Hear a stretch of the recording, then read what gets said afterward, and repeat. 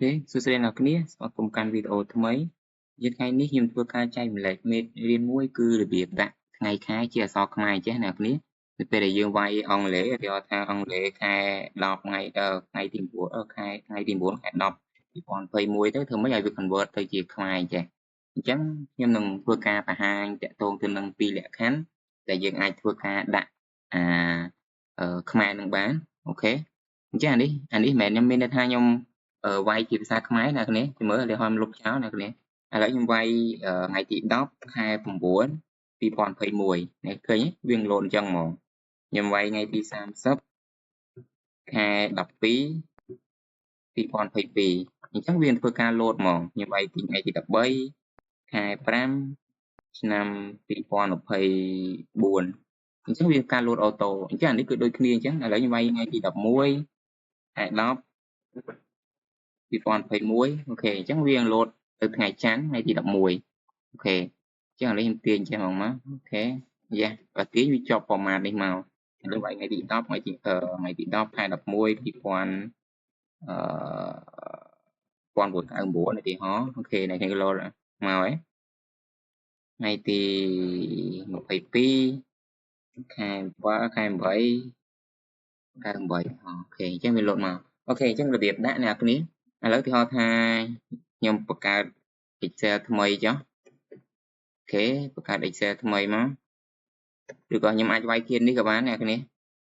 cái bậc cao nó copy không mà ok nhưng bậc cao lục này cháu nhưng bậc cao clear format với cho ok format với lại ní clear với cháu format clear này ok check các bạn này ok thử việc đi liền tiền ok cái này top thì còn phải muối ok việc này chẳng cái okแล้วถ้าរបៀបធ្វើអ្នកគ្នាក៏ចូល right click ឬក៏យ៉ាងណា right click ទាំងអស់ហ្នឹងក៏បានដែរមកប្រឡោះ column date ហ្នឹងទៅហើយយកពាក្យថា format cell អញ្ចឹងកន្លែងនេះអ្នកគ្នាធ្វើការកែ custom អញ្ចឹង custom កន្លែងនេះជាក់ស្ដែងខ្ញុំមានរបស់ខ្ញុំដែលសរសេរហើយខ្ញុំមានរបស់ខ្ញុំដែលសរសេរហើយដែរប៉ុន្តែអ្នកគ្នាអាចចង់ copy តាមហ្នឹងក៏បានឬក៏វាយក៏បានអូខេអញ្ចឹងអានេះសម្រាប់អ្នកចង់ឲ្យវាចេញមកអញ្ចឹងទី1អ្នកគ្នាត្រូវវាយដុល្លារតំបន់នេះដក1 YKM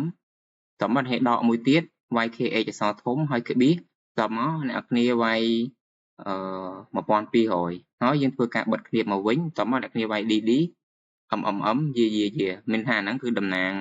ឲ្យថ្ងៃខែអូខេអញ្ចឹងអ្នកគ្នាវាយប៉ុណ្្នឹងទៅអូខេខ្ញុំចុចអូខេនេះឃើញទេអញ្ចឹងអានេះខ្ញុំវាយទីថ្ងៃទី21ខែ9 1199អូខេវាលោតមកហើយអញ្ចឹងអានេះធ្វើម៉េចដើម្បីខ្ញុំចង់ឲ្យបានថ្ងៃច័ន្ទជាពុទ្ធពហុអូខេ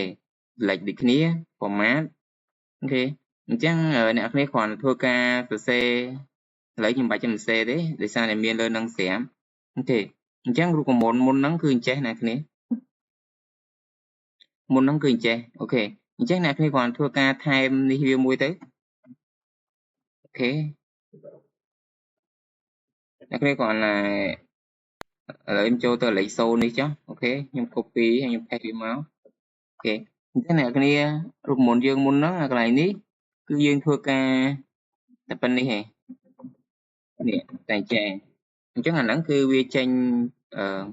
ថ្ងៃទី10ខែតុលា1998ហ្នឹងទៅអញ្ចឹងនៅពេលអ្នកគ្នាវាយ DD បន្ថែមមួយតង់ទៀតអានេះគឺតំណាងឲ្យជាថ្ងៃច័ន្ទជាពុទ្ធពហុអញ្ចឹងដាក់ប៉ុណ្្នឹងមកតោះមកអ្នកគ្នាចុចអូខេមកឥឡូវទីហោថាខ្ញុំវាយថ្ងៃទី10ដែរខែ10 21អញ្ចឹងវាលោតថ្ងៃអាទិត្យនេះឃើញទេចានេះវាខ្ញុំវាយថ្ងៃទី21ខែ9 ឆ្នាំ1999វាចេញចេះនេះឃើញអូខេអរគុណអ្នកនាងចាំមើលថ្ងៃនេះគឺមានតែប៉ុណ្្នឹងទេសូមអ្នកនាងមានជាចម្ងល់អីអាច comment នៅក្នុងវីដេអូខាងក្រោមបានបាយបាយ